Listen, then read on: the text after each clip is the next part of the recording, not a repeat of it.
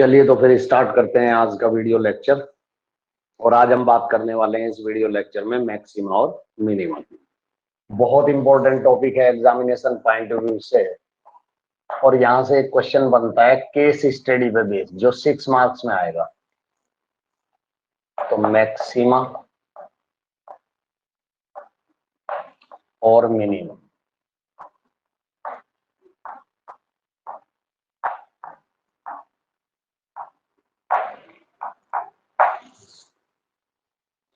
इस पे आज हम बात करेंगे।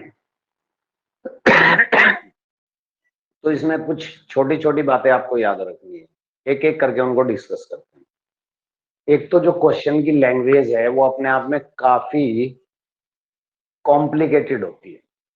मतलब ये हुआ कि वो क्वेश्चन की शुरुआत तो करेगा, फिर बीच में कुछ और कहानी सुनाएगा, और अपनी स्टार्ट की गई बात को वो लास्ट में लिंक करेगा। तो इन जनरल क्या होता है, मैक्सिमम मिनिमा स्टूडेंट को क्यों मुश्किल लगता है ये टॉपिक? इसलिए मुश्किल लगता है कि इसकी लैंग्वेज को, इसकी भाषा को स्टूडेंट ठीक से अंडरस्टैंड नहीं कर पाता। दूसरी बात यह है कि इसकी प्रैक्टिस बहुत ज्यादा जरूरत होती है। कम से कम 6 से 7 बार एक क्वेश्चन को किया जाए तो तब कहीं जाके आप किसी कॉन्फिडेंट लेवल पे पहुंचते हो। लेकिन 6-7 बार एक बार एक आज ही नहीं करना होता है। आज कोई क्वेश्चन आप सॉल्व करते हो, उसके 10 दिन बाद फिर उसको ट्राई करो, 10-15 दिन के बाद फिर ट्राई करो, और ऐसे पूरे साल में कम से कम वो क्वेश्चन, मेरा अपना मानना यह है कि भाई 6 से 7 बार आपके हाथ से निकल चुका होना चाहिए। ठीक है, तो इसमें दूसरी बात क्या है? दूसरी बात इसके अंदर यह है कि जो बेसिक फॉर्मूले हैं, जो आपने 6th 7th 8th में पढ़े होंगे, और ज्योमेट्री होती है, क्या होती है वो, मेंसुरेशन, सॉरी, मेंसुरेशन के अंदर जो फॉर्मूले होते हैं, जैसे फॉर एग्जांपल अगर मैं आपको कहूं कि भाई किसी क्यूब का वॉल्यूम क्या होता है, उसका सरफेस एरिया क्या होता है, या किसी स्फेयर का सरफेस एरिया क्या होता है, या उसका वॉल्यूम क्या होता है, ठीक है, या फिर कोई कोन है, कोन का सरफेस एरिया क्या है, वॉल्यूम क्या है, या फिर आपका सिलेंडर है, उसका वॉल्यूम क्या होता है, सरफेस एरिया क्या होता है, वो सारी चीजें। दूसरी बात इसके अंदर ये है कि एक एक वर्ड को बहुत ध्यान से समझने की जरूरत है, पढ़ने की जरूरत है, एनालाइज करने की जरूरत है। जैसे एग्जाम्पल के लिए मैं अगर आपसे बात करूं, मान लिया सपोज करो वो आपको कहता है सरफेस की बात कर रहा है, केवल सरफेस की बात कर रहा है, इसका मतलब सरफेस किससे लिंक है? सरफेस एरिया से लिंक है। तो मतलब वो क्वेश्चन के अंदर सरफेस एरिया की बात कर रहा है। और अगर मैं यहाँ एक एग्जांपल कंसीडर करूं कि भाई आपको एक राइट सर्कुलर कोन के बारे में कुछ कहा जा रहा, और उसने कहा कि इसकी सरफेस, तो इसका मतलब यह है कि वो टोटल सरफेस एरिया की बात कर रहा है। अगर वो केवल और केवल लेटरल या फिर कर्व्ड सरफेस एरिया की बात करेगा तो बाकायदा उसको क्वेश्चन के अंदर मेंशन करेगा कि भाई इसका कर्व्ड सरफेस एरिया या फिर इसका लेटरल सरफेस एरिया। ठीक है, तो ये छोटी छोटी बारीकियां हैं इस इन क्वेश्चनों के अंदर, जो हमें बहुत ही केयरफुल्ली पढ़ना पड़ता है। तीसरी बात इसमें इंपॉर्टेंट ये है कि जो भी चीज आपको गिवन होगी, गिवन का मतलब वो क्वेश्चन में लिखेगा कि गिवन सरफेस या गिवन वॉल्यूम या गिवन रेडियस, कुछ ना कुछ आपको बताएगा। अगर कोई भी चीज गिवन वर्ड के साथ कनेक्टेड है, लिंक्ड है, एसोसिएट है, रिलेटेड है, तो वो quantity as a constant behave करेगी। वो quantity as a constant behave करेगी। फॉर एग्जांपल अगर कोई सिलेंडर है, सिलेंडर के वॉल्यूम के बारे में वो कह रहा है कि भाई इसका वॉल्यूम गिवन है, इसका मतलब अगर सिलेंडर के वॉल्यूम को हम वी से रिप्रेजेंट करें तो वी बिहेव करेगा एज ए कांस्टेंट। चौथी और आखिरी बात इसके अंदर ये है कि विदाउट डायग्राम, बिना डायग्राम के इस क्वेश्चन के अंदर कोई मार्क्स स्टूडेंट को अवार्ड नहीं किए जाते। तो ये बेहद इंपॉर्टेंट है कि जब तक आप डायग्राम नहीं बनाओगे आपको नंबर नहीं मिलने वाले। तो डायग्राम बनाना बेहद जरूरी है according to the situation given in the question, जैसा कि क्वेश्चन के अंदर सिचुएशन दी गई है। तो स्टार्ट करते हैं। आपका मैक्सिमा और मिनिमा। तो 1 से लेकर 16 तक के question, from question number 1 to 16, ये ऑब्जेक्टिव क्वेश्चन है सारे के सारे। तो इनको मैं चैप्टर खत्म करने के बाद, यानी मैक्सिमा मिनिमा की ज्योमेट्रिकल प्रॉब्लम कवर करने के बाद कराऊंगा। तो 1 से लेकर 16 तक को भी हम पेंडिंग में डालते हैं, क्योंकि ये 1 मार्क का क्वेश्चन आता है, और 1 मार्क का क्वेश्चन जो है वो मैक्सिमा मिनिमा से कभी पूछा नहीं जाता। एक तो ये पहली बात हुई। तो इसको हम सेकंड प्रियोरिटी पे रखेंगे। तो फर्स्ट प्रियोरिटी में हमारा होगा ज्योमेट्रिकल प्रॉब्लम्स, जिस पे बेस्ड हमारा केस स्टडी बनता है। ठीक है, केस स्टडी तभी हम सॉल्व कर सकते हैं यदि हमें मैक्सिमा मिनिमा के ज्योमेट्रिकल क्वेश्चंस को सॉल्व करना आए। तो स्टार्ट करते हैं क्वेश्चन नंबर 17 से। तो पहला क्वेश्चन देखते हैं क्या कहते हैं। जैसा कि मैंने कहा, ये आपकी एक्सरसाइज हो जाएगी, exercise I think 6.5। Yes, this is your exercise 6.5 based on maxima and minima, और we are taking question number 17। चलो पढ़ते हैं, ध्यान से सुनना, और बुक तो आपके सामने होनी चाहिए। तो यहाँ पे कह रहे हैं कि ये स्क्वायर पीस ऑफ टिन, जैसे जैसे क्वेश्चन को पढ़ो वैसे वैसे दिमाग के अंदर विजुअलाइज करो कि हो क्या रहा है, तो उसकी एक फिगर बनती हुई आपके दिमाग के अंदर नजर आनी चाहिए। तो वो कहता है कि भाई एक टिन है, टिन एक मेटल होती है, जैसे रंग रोगन पेंट के डब्बे होते हैं, आपने देखे ही होंगे। ठीक है, तो हमारे पास क्या है, एक मेटल है, वो भी टिन है। कार्डबोर्ड बोल सकता है, हार्डबोर्ड बोल सकता है, या कोई वुडन प्लांक बोल सकता है, कुछ भी बोले कोई दिक्कत। यानी कि कुल मिला के हमारे पास एक स्क्वायर पीस है, वो किसी भी मेटल या नॉन मेटल का हो, इससे हमें कोई लेना देना नहीं है, लेकिन वो स्क्वायर है। स्क्वायर से याद आया कि लंबाई और चौड़ाई बराबर है। ठीक है, तो उसकी साइड कितनी है भाई, 18 सेंटीमीटर है, ये क्वेश्चन में कहा गया। तो अगर L 18 है तो ऑब्वियस है कि उसकी ब्रेड्थ, यानी कि जिसको विड्थ भी बोलते हैं, वो भी 18 होगी। कहता है कि is to be made into a box, उस स्क्वायर पीस ऑफ टिन से जिसकी साइड 18 सेंटीमीटर है, हमें एक बॉक्स बनाना है। ठीक, एक बॉक्स बनाना है। बॉक्स का मतलब जैसे मिठाई का डब्बा होता है, अगर उसका टॉप हटा दो तो जो बेस उसका होता है जिसमें स्वीट रखी रहती है, बस वो ऐसा बॉक्स बनाना है। और इसने क्लियर भी कर दिया क्वेश्चन के अंदर, विदाउट टॉप, यानी उसके अंदर टॉप नहीं होना चाहिए। मिठाई के डब्बे को इमेजिन करो और उसके ढक्कन को साइड में रख दो, तो जो कंटेनर बचा जिसके अंदर स्वीट्स रखी रहती हैं, वही हमारा बॉक्स है, बट विदाउट टॉप है, जैसा कि क्वेश्चन में कहा गया।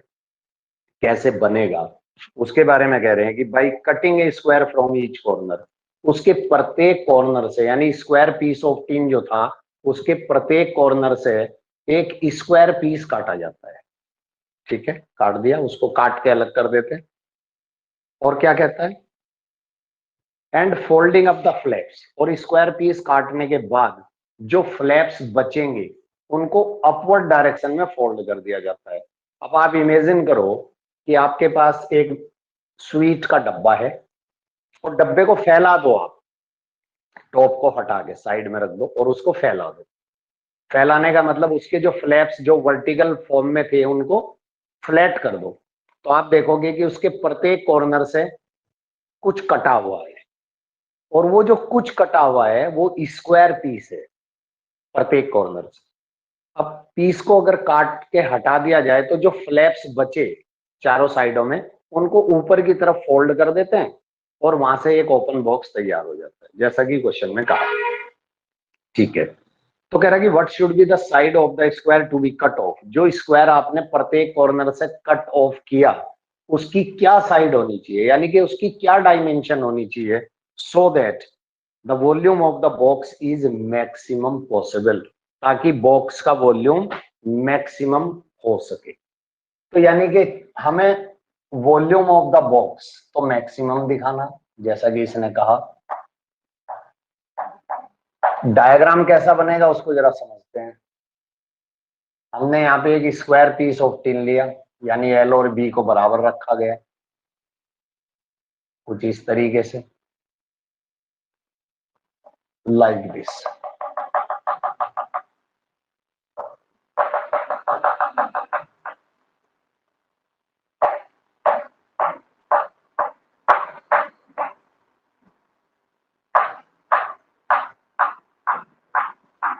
ऐसे।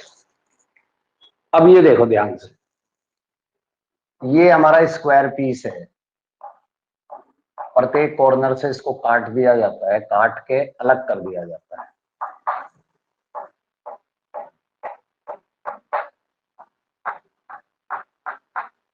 इसको तो काट के अलग कर ही दिया,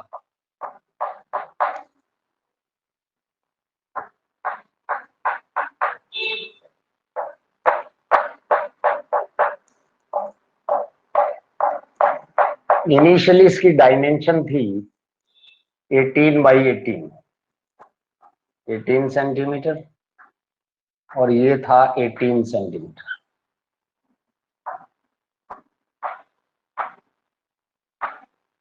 ऐसा था। जो स्क्वायर पीस हमने प्रत्येक कॉर्नर से काटा, उसकी साइड को अगर हम एक्स मान ले, तो यहां से लेके यहां तक एक्स होगा, और यहां से लेके यहां तक भी एक्स होगा, यानी एल और बी इसकी भी बराबर होगी। सही बात है। अब ये जो फ्लैप बचा, ये वाला स्क्वायर पीस कटने के बाद इनको अपवर्ड डायरेक्शन में फोल्ड कर दिया जाता है, so that box can be form, box form हो जाएगा। अब उस बॉक्स का जो बेस होगा वो यहां से लेके और यहां तक होगा। सही बात है। एक्स इधर से चला गया, ये एक्स है, और एक्स इधर से चला गया, पूरा 18 था, तो रिमेनिंग जो बेस बचेगा लेंथ में वो 18 माइनस 2x होगा। ये बात सही है। एक्स इधर से चला गया और एक्स इधर से चला गया, तो जो रिमेनिंग विड्थ है स्क्वायर पीस की वो भी 18 माइनस 2x ही होगी, क्योंकि एल और बी तो बराबर थी। अब अगर इसके मैं वॉल्यूम की बात करूं, तो वॉल्यूम तो L into B into H होता है ना, L into B into H होता है, क्योंकि एक क्यूबॉइड की तरह मैं कंसीडर कर रहा हूं। ठीक, तो L कितना है 18 माइनस 2x, बी कितना है वो भी 18 माइनस 2x। अब सवाल ये उठता है कि इसकी हाइट कितनी होगी। अब इस फ्लैप की हाइट इतनी है ना, यही वो फ्लैप है जो इसको हाइट देगा। समझ पा रहे हो आप? Yes sir. यही वो फ्लैप है जो इसको हाइट प्रोवाइड करेगा, यानी एक्स हो जाएगा। कुल मिला के फंक्शन हमारा कुछ ऐसा नजर आएगा, X into 18 minus 2x whole square. और यहाँ पे एक इंपॉर्टेंट नोट ये है कि आपका जो भी रिक्वायर्ड फंक्शन है जिसकी बात हो रही है यहाँ पे, जिसको मैक्सिमा या मिनिमा प्रूव करना है, वो सिंगल वेरिएबल में होना चाहिए, यानी उसके अंदर एक और केवल एक ही वेरिएबल दिखाई देना चाहिए। ये इंपॉर्टेंट नोट है। फिर करेंगे कैसे? After creating the required function हम इसका निकालेंगे फर्स्ट ऑर्डर डेरिवेटिव, ये एल्गोरिदम बता रहा हूं। फिर हम निकालेंगे सेकंड ऑर्डर डेरिवेटिव। मैक्सिमा और मिनिमा के लिए फर्स्ट ऑर्डर डेरिवेटिव को 0 रखेंगे। 0 रखने के बाद जो भी उसमें वेरिएबल इन्वॉल्व होगा उसके लिए सॉल्व करेंगे। अगर हमारा first order derivative cubic equation है या फिर क्वाड्रेटिक है, क्यूबिक है तो एक्स की 3 वैल्यू, क्वाड्रेटिक है तो एक्स की 2 वैल्यू, और लीनियर है तो एक्स की 1 वैल्यू आएगी। लेकिन अगर क्यूबिक था, एक्स की 3 वैल्यू आई, तो 2 वैल्यू रिजेक्ट हो जाएंगी, और वो क्यों रिजेक्ट होगी वो क्वेश्चन के अंदर आपको बताना पड़ेगा। अगर हमारा फर्स्ट ऑर्डर डेरिवेटिव क्वाड्रेटिक था तो एक्स की 2 वैल्यू आएंगी, 1 वैल्यू रिजेक्ट हो जाएगी, क्यों रिजेक्ट होगी बताना पड़ेगा। और अगर लीनियर है तो एक ही वैल्यू आएगी और वो वैल्यू एक्सेप्टेबल होगी। तो केवल और केवल मेरे कहने का मतलब ये है कि भले ही एक्स की 3 वैल्यू आए, भले ही एक्स की 2 वैल्यू आए, भले ही एक्स की 1 वैल्यू आए, एक ही वैल्यू ऐसी होगी जो एक्सेप्टेबल होगी, बाकी की rest value we will neglected और रिजेक्टेड। वो क्यों रिजेक्ट होंगी वो हम क्वेश्चन में मेंशन करेंगे, यानी कि क्वेश्चन की कंडीशंस को वो सूट नहीं कर रही होगी, सिंपल सी बात है, तभी तो रिजेक्ट होगी। तो वो हम बता देंगे क्वेश्चन के अंदर। ठीक है, अब चलते हैं फर्स्ट ऑर्डर डेरिवेटिव के लिए। तो हमने डिफरेंशिएट कर दिया विद रेस्पेक्ट टू एक्स, क्योंकि हमारा वी एक्स का फंक्शन है, वी को एक्स में एक्सप्रेस किया गया है, तो यहाँ पे प्रोडक्ट रूल लग जाएगा। और प्रोडक्ट रूल क्या कहता है? रूल कहता है कि भाई first as it is, derivative of second, power को बाहर किया, एक पावर को कम किया, और जिसको एक्स माना उसके डेरिवेटिव की मल्टीप्लाई की, plus second as it is और डेरिवेटिव ऑफ फर्स्ट। और जब हमने फर्स्ट का डेरिवेटिव किया एक्स का, वो तो 1 हो गया, तो लिखने की जरूरत नहीं है। इसको थोड़ा सा रिड्यूस कर लेते हैं, क्योंकि मुझे सेकंड ऑर्डर डेरिवेटिव तक भी जाना होगा। तो यहां से कुछ कॉमन देख लेते हैं, कुछ निकलता हुआ नजर आ रहा हो। तो एक तो 18 माइनस 2x कॉमन है, 18 माइनस 2x कॉमन लेने के बाद ये फैक्टर तो नेगेटिव है इस -2 की वजह से, लेकिन ये पॉजिटिव है, और एक पावर को मैं बाहर ऑलरेडी कॉमन ले चुका हूं, तो एक पावर अभी भी इनसाइड द ब्रैकेट मुझे मिल जाएगी। ये फैक्टर कॉमन ले चुका हूं, बचा हुआ फैक्टर मुझे दे रहा है -4x। अगर इसको मैं और फर्दर रिड्यूस करूं तो dv अपॉन dx की वैल्यू निकल के आएगी 18 minus 2x into 18 minus 6x। अब यहां से कुछ भी कॉमन लेने से कोई फायदा नहीं है, क्योंकि यहां से, और अगर यहां से मैं कॉमन लेने की कोशिश करूं तो कुछ कांस्टेंट ही कॉमन आएगा, और कांस्टेंट के ऊपर डेरिवेटिव का कोई फर्क नहीं पड़ता, तो चाहे वो बाहर बैठा रहे चाहे ब्रैकेट्स के अंदर पड़ा रहे, तो उससे तो कोई फर्क पड़ने वाला नहीं। चलते हैं सेकंड ऑर्डर डेरिवेटिव के लिए। तो फिर से इसको डिफरेंशिएट किया गया विद रेस्पेक्ट टू एक्स, तो हमें मिला dv अपॉन dx का derivative d2v upon dx square. यहाँ पे फिर से प्रोडक्ट रूल लगता हुआ नजर आ रहा है। तो रूल कहता है कि first function as it is, derivative of second, जब हम सेकंड का डेरिवेटिव करेंगे तो -6 आ जाएगा, plus second as it is यानी 18 माइनस 6x, और डेरिवेटिव ऑफ फर्स्ट करेंगे तो -2। अब देखो यहां से कुछ कॉमन नजर आ रहा है, यहां से अगर 2 कॉमन ले लिया जाए और वो जब इसमें मल्टीप्लाई होगा -6 में तो -12 आएगा। यहां से अगर 6 कॉमन ले लिया जाए, वो जब -2 में मल्टीप्लाई होगा तो -12 वो भी बनेगा। और ओवरऑल अगर मैं कॉमन निकाल दूं -12 को, तो d2v upon dx square is equal to, after taking -12 as a common factor, remaining factor will be 9 minus x और प्लस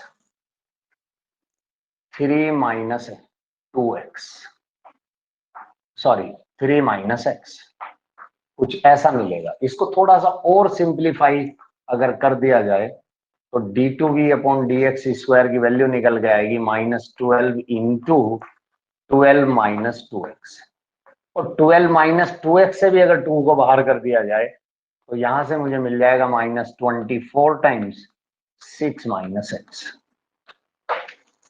तो सबसे पहला काम कि हमने फंक्शन को सिंगल वेरिएबल में बनाया according to the situation given.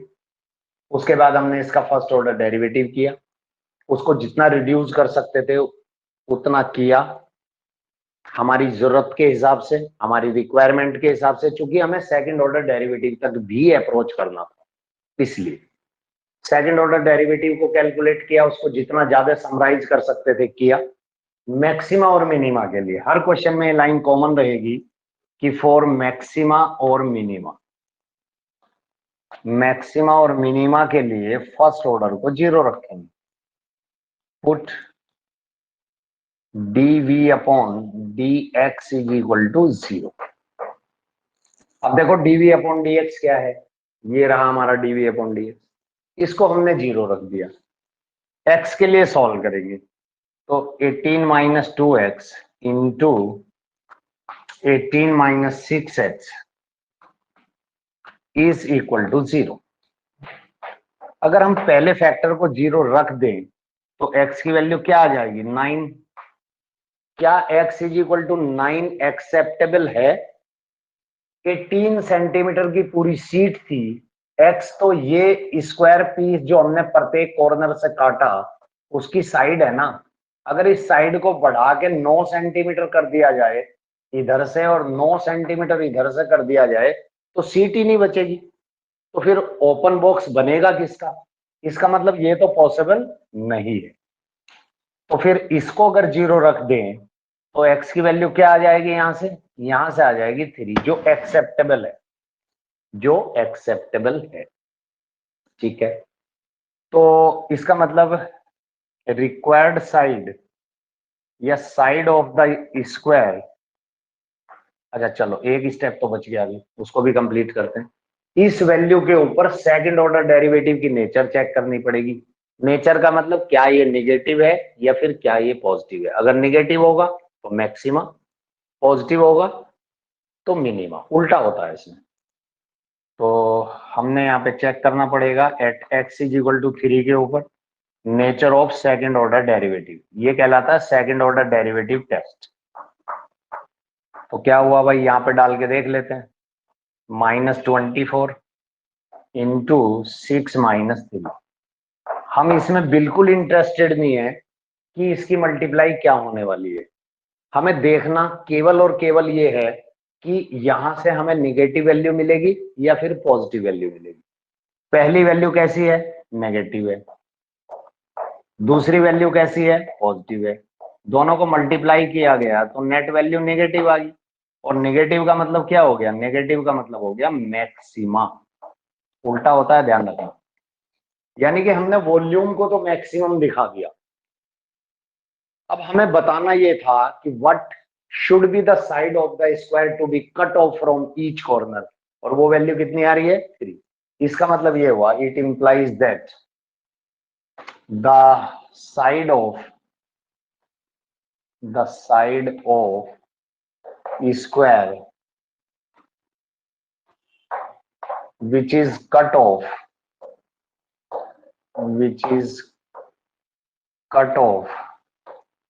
from each corner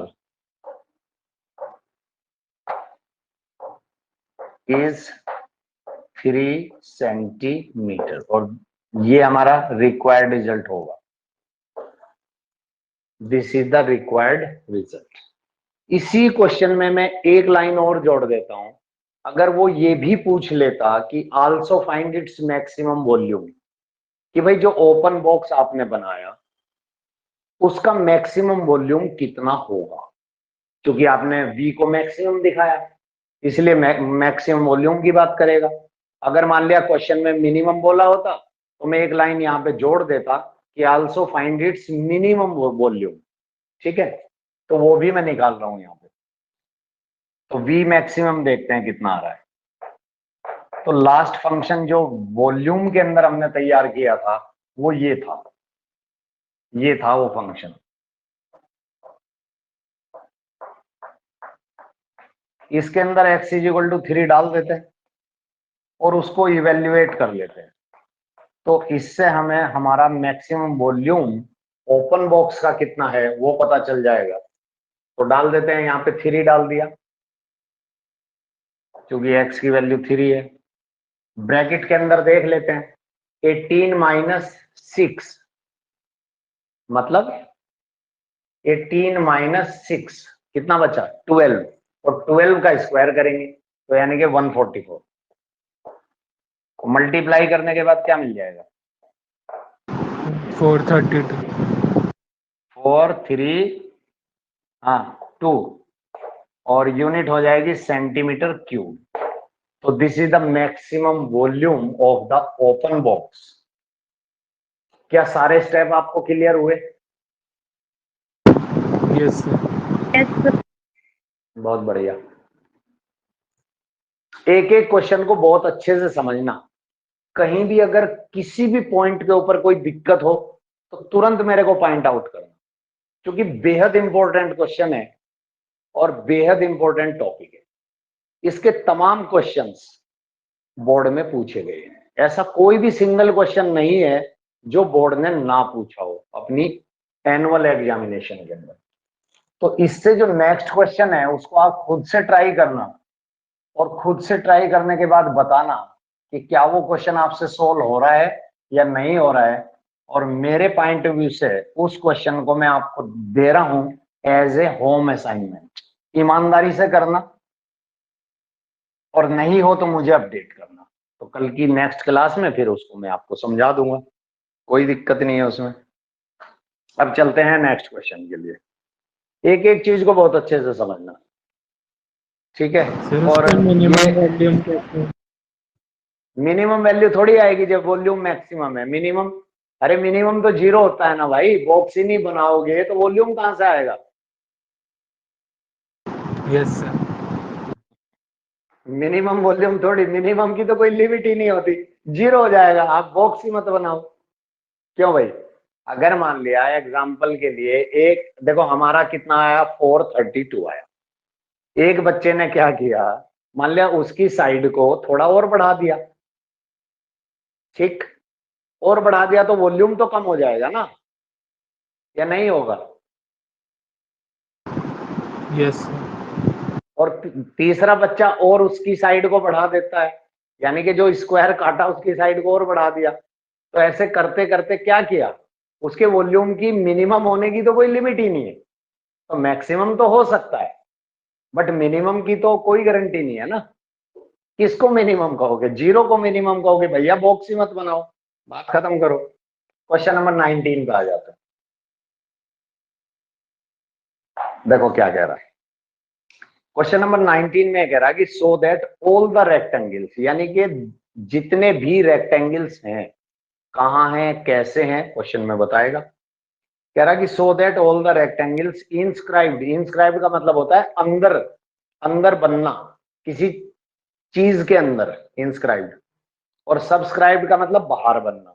तो यहाँ तो इंस्क्राइब्ड की बात हो रही है, इसका मतलब अंदर की बात कर रहा है। Inscribed in A given fixed circle, जैसा कि मैंने अपने इंट्रोडक्शन में आपको बोला था कि जब वो गिवन वर्ड का इस्तेमाल करेगा तो वो चीज कांस्टेंट होगी।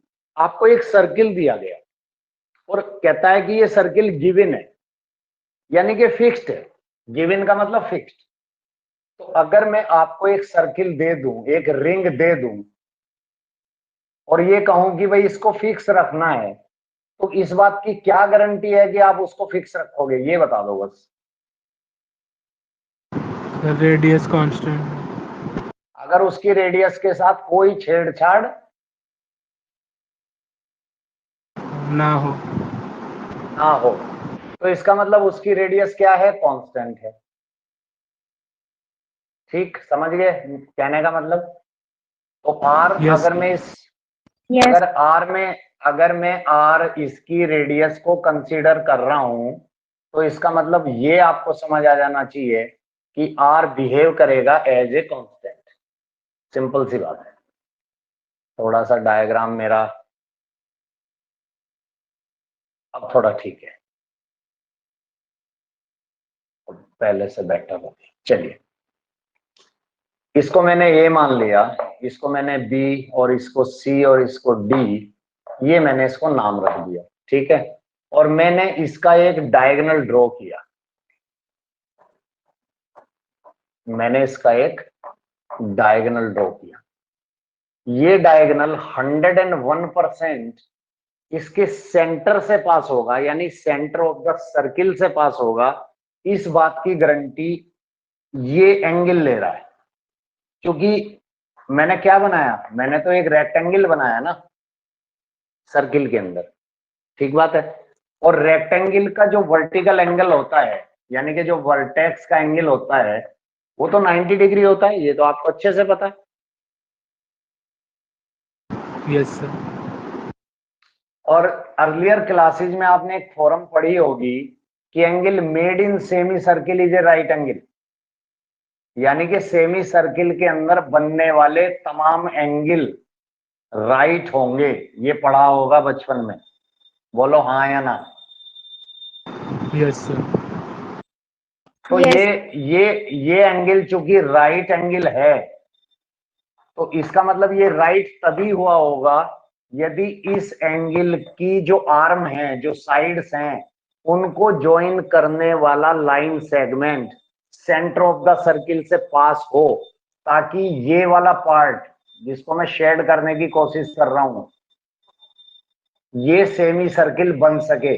और ये सेमी सर्किल तभी बनेगा यदि ए सी इसके सेंटर से पास हो। क्या ये बात समझ आई आपको? Yes Yes. सर। हालांकि क्वेश्चन के कंसेप्ट से इसका थोड़ा सा लेना देना है। थोड़ा सा लेना देना ये है कि इस ये रट्टा मारना होता है कि भैया सेंटर से पास करा दिया, लेकिन आखिर सेंटर से क्यों पास होगा इस बात की गारंटी ये ले रहा है। और कंसेप्ट इसके पीछे जो छुपी हुई है, जो बैठी हुई है, वो ये है कि angle made in semi circle is a right angle. Clear है? Yes Yes. ठीक है। अब मैं वही कह रहा हूं, एक एक कंसेप्ट को बिल्कुल बहुत अच्छे से समझना, क्योंकि बहुत इंपॉर्टेंट टॉपिक है। क्वेश्चन आप 2 करो 3 करो उससे कोई फर्क नहीं पड़ेगा, बट बहुत क्लियरिटी होनी चाहिए इसके अंदर। चलो जी, ये हो गया। अगर इसकी लेंथ को x और इसकी विड्थ को y मान लूं, अब क्वेश्चन को कंप्लीट पढ़ लेते हैं। तो क्वेश्चन के अंदर वो कह रहा है कि so that all the rectangles inscribed in A given fixed circle, कहता है कि the square has the maximum area, यानी कि जितने भी रेक्टेंगल्स आप इसके अंदर बना सकते हो उनमें से स्क्वायर ही ऐसा होगा जिसका एरिया मैक्सिमम होगा। तो यानी कि इस रेक्टेंगल का एरिया मैक्सिमम दिखाना है, और साथ ही साथ हमें यह भी बताना है कि ये रेक्टेंगल एक स्क्वायर है। और किसी भी रेक्टेंगल को स्क्वायर प्रूव करना तो बच्चों का खेल है। अरे भाई, उसकी एल और बी अगर हम बराबर दिखा दें तो क्या वो रेक्टेंगल स्क्वायर नहीं हो जाएगा? यस और नो? Yes. Yes sir. बेहद आसान। तो सेंटर से लेकर सर्क्यूमफ्रेंस तक की डिस्टेंस रेडियस, सेंटर से लेकर सर्क्यूमफ्रेंस तक की डिस्टेंस रेडियस, लेंथ को मैंने x और विड्थ को मैंने y माना हुआ है। तो क्या मैं इसके एरिया को लिख सकता हूं L इंटू बी? यस और नो? Yes sir. तो L कौन है? x, B कौन है? y। अब इसको, इस ट्राइंगल को जरा ध्यान से देखो, ए बी सी को, ए बी सी को, क्या ये राइट एंगल ट्राइंगल Right है? angle triangle. ओके विधि। और अगर ये राइट एंगल ट्राइंगल है तो क्या ये बात सही नहीं है कि इसमें पाइथागोरस अप्लाई होगी होगी? और अगर Yes, sir. पाइथागोरस अप्लाई होगी तो भाई P square plus B square is equal to H square, और एच कितना है? 2r। 2r का स्क्वायर करूंगा तो 4r स्क्वायर हो गया। ये जो रिलेशन आपको मिला ना, ये आपको हेल्प करेगा, आपकी मदद करेगा मेन फंक्शन को सिंगल वेरिएबल के अंदर बदलने में। ये बात हमेशा ध्यान रखना, मैंने अपने इंट्रोडक्शन में बोला था कि हमारा जो फंक्शन बनेगा, जो मेन फंक्शन बनेगा जिसको हमें मैक्सिमा या मिनिमा प्रूव करना है, वो तो क्वेश्चन वाला बताएगा, वो सिंगल वेरिएबल में होना चाहिए। ये बात हमारी हुई थी। ठीक है। अब देखो यहाँ पे या तो x की वैल्यू यहां से निकाल के डाल दो, या y की वैल्यू यहां से निकाल के डाल दो। डाल तो दूंगा, डालने में कहीं कोई दिक्कत नहीं है। x निकालना मेरे लिए बेहद आसान है, y निकालना तो एकदम बच्चों का खेल है। लेकिन उस वैल्यू को जब मैं यहां डालूंगा तो मेरा एक अंडर रूट वाला फैक्टर आ जाएगा यहां पे। अंडर रूट तो आ गया, कोई दिक्कत नहीं है, लेकिन भाई मुझे तो डेरिवेटिव भी तो निकालना है ना। डेरिवेटिव निकालने में थोड़ा सा कॉम्प्लिकेशंस बढ़ जाएंगी, और केवल फर्स्ट ऑर्डर की बात होती तो मैं झेल लेता।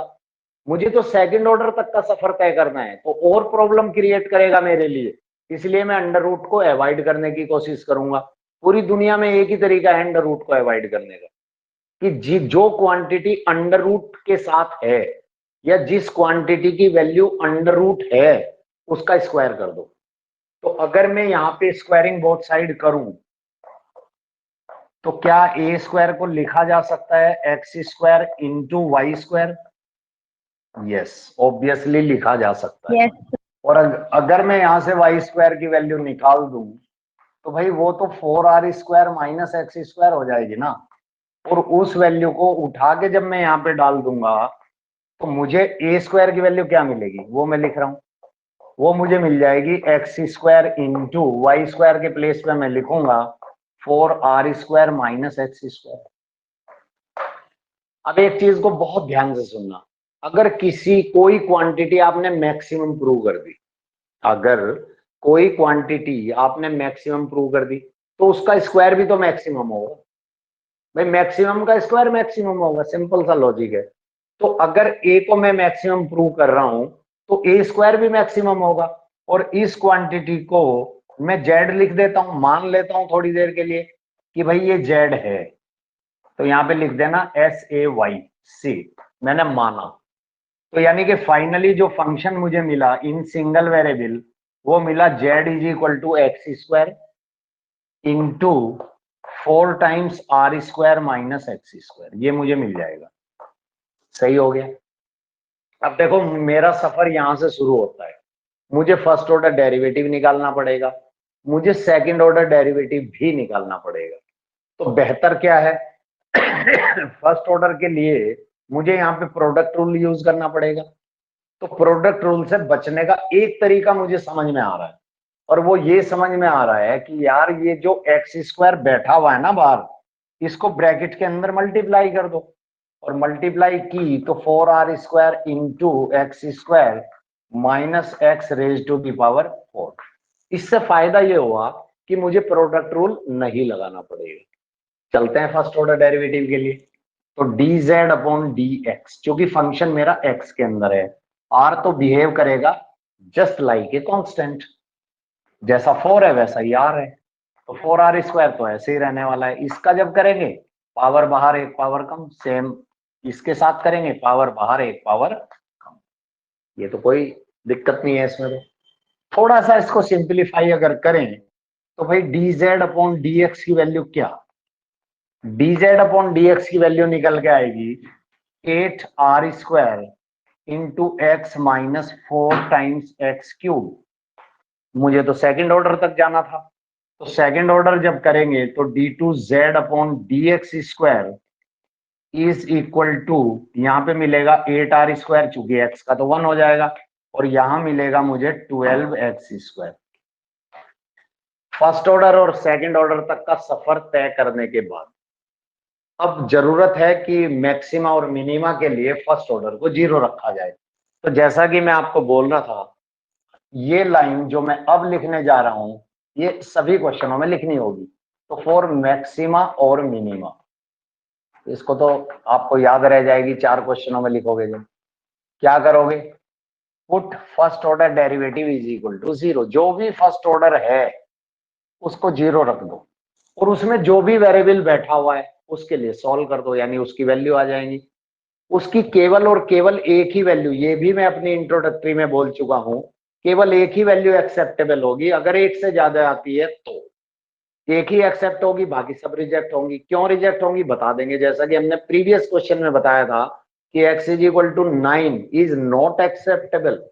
रीजन भी बताया कि भाई 9 अगर इधर से काट दें, 9 इधर से काट दें तो सीट ही नहीं बचेगी, और जब सीट ही नहीं बचेगी तो बॉक्स किसका बनेगा। चलते हैं फर्स्ट ऑर्डर डेरिवेटिव को 0 रखने के लिए। तो 8r स्क्वायर जो फर्स्ट ऑर्डर डेरिवेटिव की वैल्यू है minus 4x cube is equal to 0। x के लिए जाना है तो फैक्टराइज तो करना पड़ेगा, बिना फैक्टर के तो x की वैल्यू मिलेगी नहीं। तो कुछ कॉमन देख लेते हैं। 4x कॉमन लेने के बाद 2r square minus X square is equal to 0। 3 factor की प्रोडक्ट 0 है, जिसमें एक 4 है, एक x है, और एक ये ब्रैकेट वाला फैक्टर है। 3 फैक्टर की प्रोडक्ट 0 के इक्वल है, तो कोई एक ही फैक्टर जिम्मेवार होगा ना इसकी प्रोडक्ट को 0 बनाने के लिए, यस सर। या नहीं। तो 4 क्या कहता है, 4 कहता है कि भाई ये जिम्मेवारी मैं तो ले नहीं सकता, मैं तो 0 हूं ही नहीं, तो मेरे ऊपर तो बिना बात का शक किया जा रहा है, मुझे छोड़ दो, छोड़ दिया। एक्स कहता है कि भैया मैं भी ये जिम्मेवारी नहीं उठा सकता, मुझे भी छोड़ो। क्यों, क्यों छोड़ दो एक्स को, एक्स तो लेंथ है ना रेक्टेंगल की, अगर लेंथ ही 0 हो जाएगी तो रेक्टेंगल ही नहीं बनेगा, सिंपल सी बात है। ये तो सही कह रहा है इस बात को कि भाई मैं तो 0 हो ही नहीं सकता, अगर मैं 0 हो गया तो रेक्टेंगल कैसे बनेगा। तो क्या इसकी बात पे विश्वास किया जा सकता है। Yes sir. ठीक है, छोड़ दो, तो इसको पकड़ो, किसी को तो पकड़ना पड़ेगा ना। तो it implies that 2r² minus X square is equal to 0। X तक जाना था, एक्स को ढूंढना था, तो एक्स की वैल्यू क्या, √2 टाइम्स r। सही है। Yes, sir.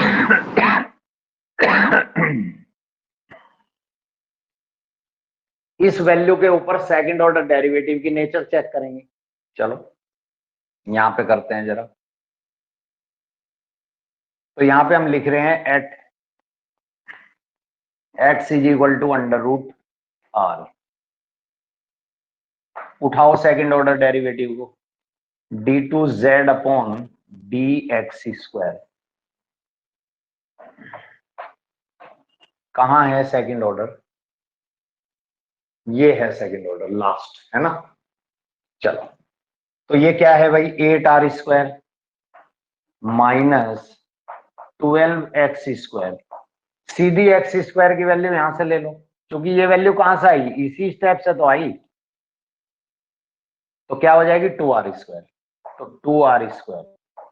अब ध्यान से देखो, ये तो 8r² है और ये कितना दिखाई दे रहा है आपको, 24r²। तो मैं इसमें बिल्कुल इंटरेस्टेड नहीं हूं कि सब्ट्रैक्शन के बाद मिलेगा क्या, मुझे इससे कोई लेना देना नहीं है। मुझे तो देखना ये है कि बची हुई क्वांटिटी या सम अप करने के बाद वाली क्वांटिटी क्या निगेटिव साइन के साथ आती है या फिर पॉजिटिव साइन के साथ आती है। मुझे लगता है कि ये निगेटिव साइन के साथ आ रही है, और इसका मतलब हो गया मैक्सिमा। तो इसका मतलब ये हुआ कि हमने इसके एरिया को मैक्सिमम तो दिखा दिया। अब बताना क्या है, बताना ये है कि जो ABCD कल तक हम स्क्वायर स्क्वायर चिल्ला रहे थे, उसका एरिया मैक्सिमम तो है, लेकिन वो ABCD रेक्टेंगल नहीं है, बल्कि वो तो एक स्क्वायर है। यानी इस रेक्टेंगल को स्क्वायर प्रूव करना अब हमारी जिम्मेदारी है। तो ये तो बेहद आसान काम है, मुझसे ज्यादा इंटेलिजेंट आप हो और ये बात बहुत अच्छे से जानते हो कि किसी भी स्क्वायर फिगर के अंदर L और B बराबर होती है।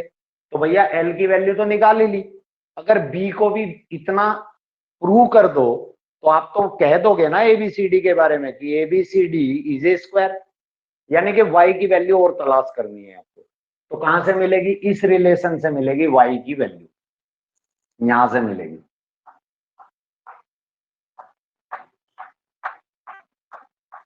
यहां से आपको Y मिलेगा, ठीक है। चलो आ जाओ यहां पे। तो as y² is equal to 4x r² minus x² की सीधी वैल्यू डाल देते हैं, क्या है 2r²। और सब्ट्रैक्शन के बाद y² कितना गया 2r²। तो y की वैल्यू क्या निकल के आई, √2r। Yes, sir. तो इसका मतलब क्या देख पा रहे हो आप कि जितना x है उतना ही y है। तो हम यहां पे लिखेंगे as x is equal to y is equal to √2r, it implies that A, B, C, D is a square, is a square. That's it.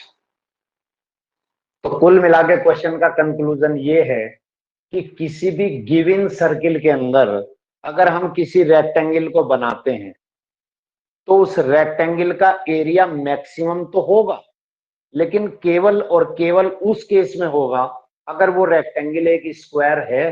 तो हमने एक रेक्टेंगल लिया, रेक्टेंगल की अलग अलग डायमेंशंस हमने ली, उसका एरिया हमने कैलकुलेट किया, अपने मेन फंक्शन को सिंगल वेरिएबल में बदला, फर्स्ट ऑर्डर डेरिवेटिव निकाला, after that second order derivative निकाला, मैक्सिमा और मिनिमा के लिए फर्स्ट ऑर्डर डेरिवेटिव को 0 रखा, वहां से एक्स के लिए सोल्व किया, ठीक है। एक्स की वो वैल्यू जो एक्सेप्टेबल है उसको एक्सेप्ट किया, रेस्ट वैल्यूज को रिजेक्ट किया। इस वैल्यू के ऊपर हमने सेकंड ऑर्डर डेरिवेटिव की नेचर को चेक किया और पाया कि वो निगेटिव है। निगेटिव का मतलब मैक्सिमम होता है। तो एरिया तो हमने मैक्सिमम दिखा दिया। अब दिखाना केवल और केवल ये था कि जो हमारा ए बी सी डी, जिसको कल तक हम इसको रेक्टेंगल बोल रहे थे, वो रेक्टेंगल नहीं है, बल्कि वो तो एक स्क्वायर है। और स्क्वायर दिखाना, जैसा कि मैंने कहा, एल और बी अगर हम बराबर दिखाने में कामयाब हो जाएं, तो किसी भी रेक्टेंगल की अगर दो साइड हम बराबर दिखा दें तो हम ये कह पाएंगे कि वो, बल्कि वो एक स्क्वायर है। तो एक्स यानी कि जो लेंथ थी निकाली दी थी, हमें इसकी विड्थ निकालनी थी, वाई तक पहुंचना था। तो ये रिलेशन वाई और एक्स के अंदर रखा हुआ है। इस रिलेशन के अंदर हमने एक्स स्क्वायर की वैल्यू को सब्सटीट्यूट किया। रिड्यूस करने के बाद हम वाई की वैल्यू निकालने में कामयाब हुए, वो ही जो वैल्यू एक्स की आई थी, मीन्स √2r। तो इस बिहाफ के ऊपर, इस एविडेंस के ऊपर कि एल और बी चूंकि हमारी बराबर आ गई है, तो हम कह पा रहे हैं कि A B C D is nothing but it is a square. तो मुझे उम्मीद है कि ये क्वेश्चन आपको क्लियर हो गया होगा। एक बार फिर से देखो, ध्यान से देखो, अच्छे से देखो, और फिर भी अगर किसी स्टेप में कोई डाउट है तो मुझे बताओ, जल्दी बताना। Sir clear. बस तुम्हें ही क्लियर है? एक ही आवाज सुनाई देती है। यस सर, क्लियर है। बोलने में भी तो वाईफाई ज्यादा खर्च होता है ना, ऐसा होता है क्या? No sir. अच्छा, ये केवल ऐसी भरम है लोगों का, ये कहना चाह रहे हो? Yes sir. तो फिर बराबर बोलना चाहिए ना, सपोर्टिंग बहुत जरूरी है। सपोर्ट करोगे तो इससे पता चलता है कि आप लोग कंसंट्रेट कर रहे हो क्वेश्चंस के ऊपर। चलिए आगे बढ़ते हैं, एक और क्वेश्चन शेयर करेंगे आपके साथ, और अब हम पहुंच जाते हैं धीरे धीरे क्वेश्चन नंबर 20 के साथ। और ये रहा क्वेश्चन नंबर 20। सारे क्वेश्चन, जैसा कि मैं बोल रहा हूं, बेहद बेहद इंपॉर्टेंट है। चलते हैं, पढ़ते हैं क्वेश्चन को। क्वेश्चन में कहता है कि so that the right circular cylinder, cylinder समझ गए होंगे आप, रंग रोगन पेंट के डब्बे बचपन से लेके आज तक बहुत देखे आपने, वो एक सिलेंड्रिकल फॉर्म में होता है, ठीक है। और राइट का मतलब होता है कि वो टिल्टेड नहीं है, ट्विस्टेड नहीं है। तो जैसा फ्रेश डब्बा होता है ना, वैसा है। तो so that the right circular cylinder of given surface, अब की बार उसकी सरफेस गिवन दी है, गिवन है। इसका मतलब जो सरफेस है, यानी अगर मैं उसको ए से, या सरफेस एरिया को अगर मैं एस से रिप्रेजेंट करूं, तो एस या फिर ए बिहेव करेगा एज ए कांस्टेंट। और चूंकि सरफेस की बात करी है, तो इसमें कहीं भी कर्व्ड सरफेस की कोई चर्चा नहीं करी है क्वेश्चन के अंदर। तो जब सरफेस की बात कर रहा है, तो we will take the total surface area of the right circular cylinder. तो भाई एस से मैं उसको रिप्रेजेंट करूंगा, तो इसका मतलब एस क्या है? एस तो कांस्टेंट है, क्योंकि ये गिवन है, और गिवन क्वांटिटी हमेशा एज ए कांस्टेंट बिहेव करती है, ठीक है। आगे पढ़ते। एंड मैक्सिमम वॉल्यूम, और इसका वॉल्यूम को अगर मैं वी से रिप्रेजेंट करूंगा, तो उसको मुझे मैक्सिमम दिखाना है, उसको मुझे मैक्सिमम दिखाना है। कह रहा कि सच दैट, कि ये पूरी की पूरी पिक्चर, ये पूरा सिनेरियो पॉसिबल होगा, लेकिन कब? कह रहा कि such that its height, height को अगर एच से रिप्रेजेंट किया जाए, तो is equal to diameter of the base.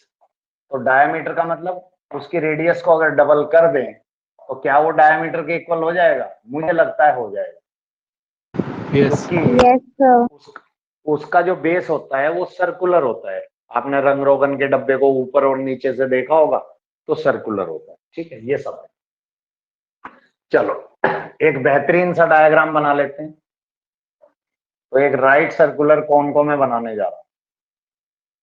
अगर फ्री हैंड ड्राइंग करोगे तो आपका समय बचेगा, और आप अगर स्केल वगैरह लेके ही बैठे रहे, तो 5 मिनट तो ये डब्बा बनाने में ही लगा दोगे।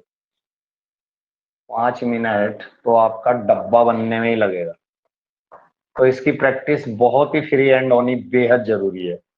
बस ये इसकी सर्कुलर सरफेस यानी कि बॉटम एंड, ये मैंने बना दिया अपर एंड। बस इसको शेड कर दिया। शेड करने का फायदा क्या होगा वो अभी देखेंगे।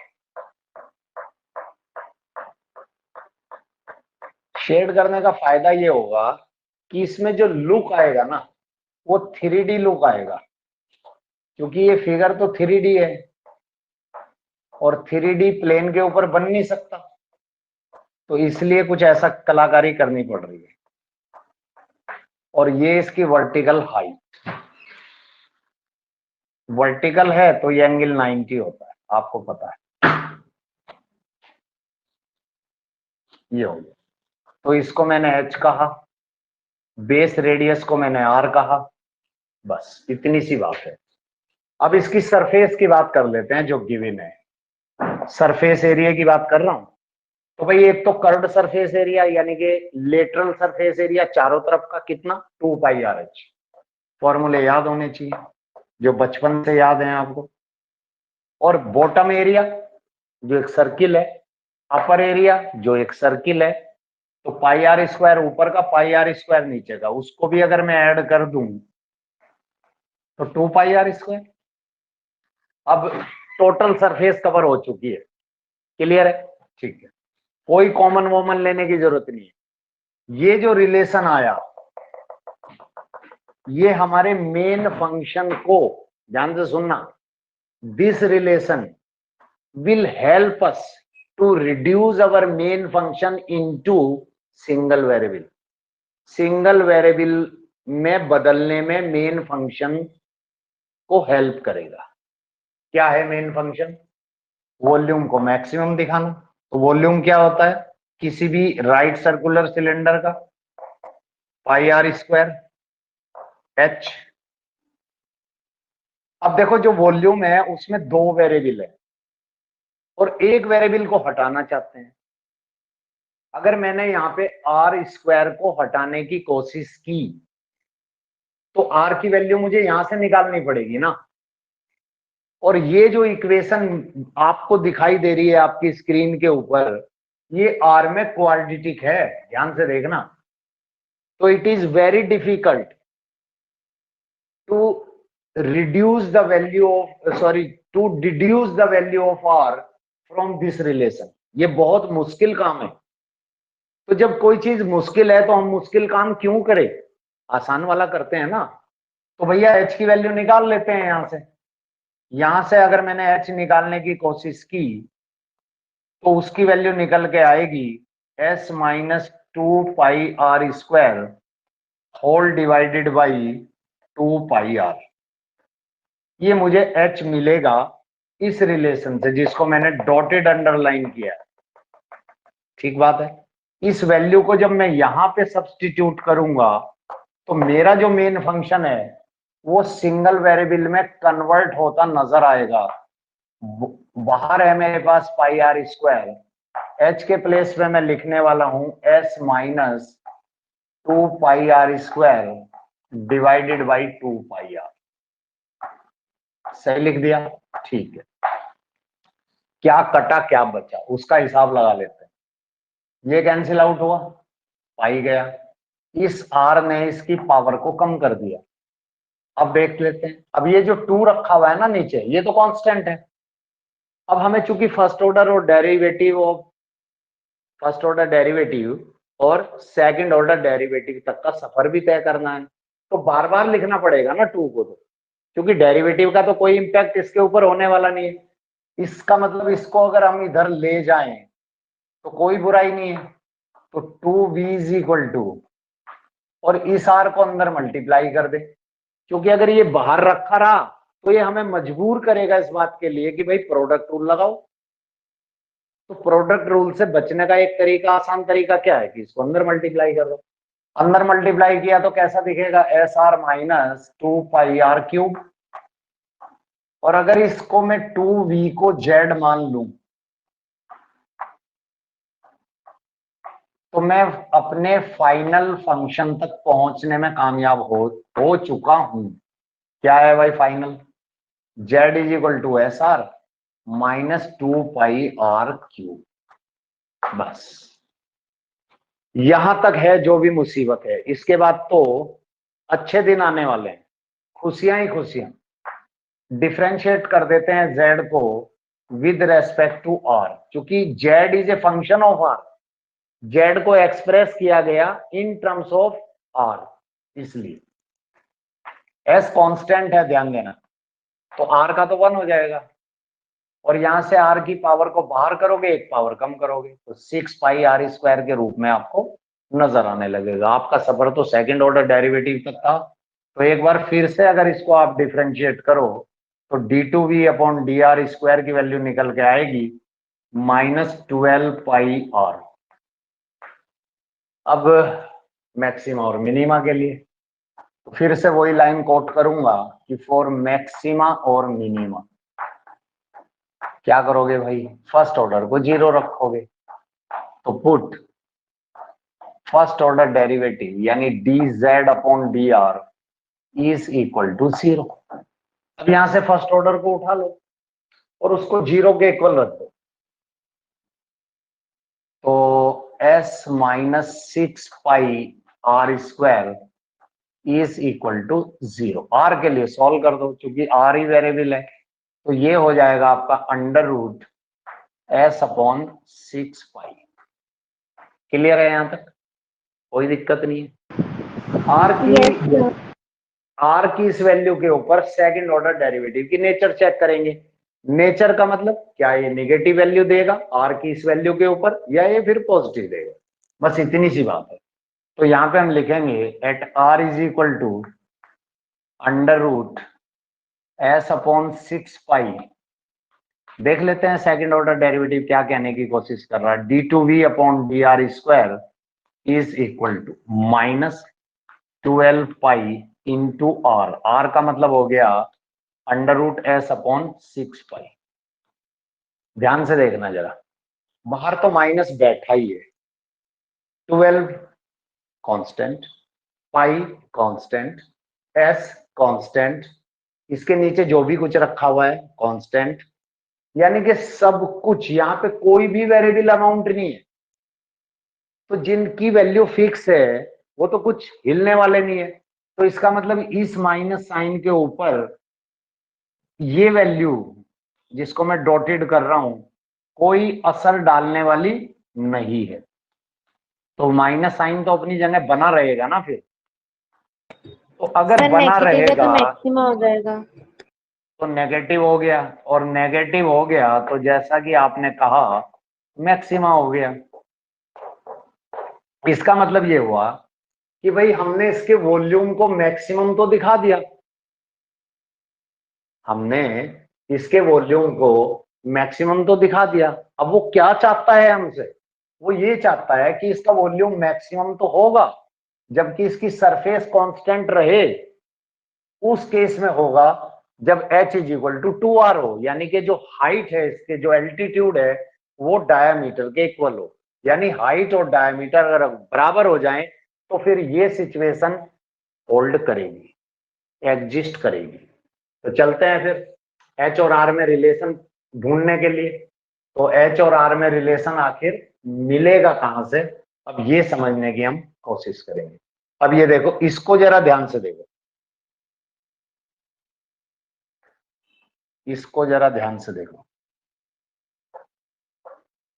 आपको तो h और r चाहिए ना, बाकी से तो कोई लेना देना है नहीं।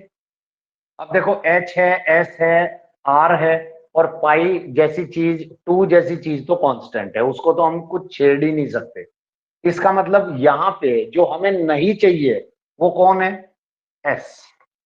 तो क्यों ना s की वैल्यू डाल दी जाए। तो हम यहाँ पे लिखेंगे as h is equal to s minus 2πr² whole divided by 2πr। तो भाई s की वैल्यू कहां से मिलेगी? वहां से मिलेगी जहां हम फर्स्ट ऑर्डर डेरिवेटिव को 0 के इक्वल रखते हैं।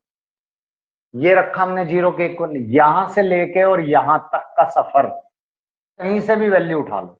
मैंने एस की वैल्यू को यहां से पकड़ा, क्या मिला? सीधी वैल्यू मिली मुझे एस की 6πr²।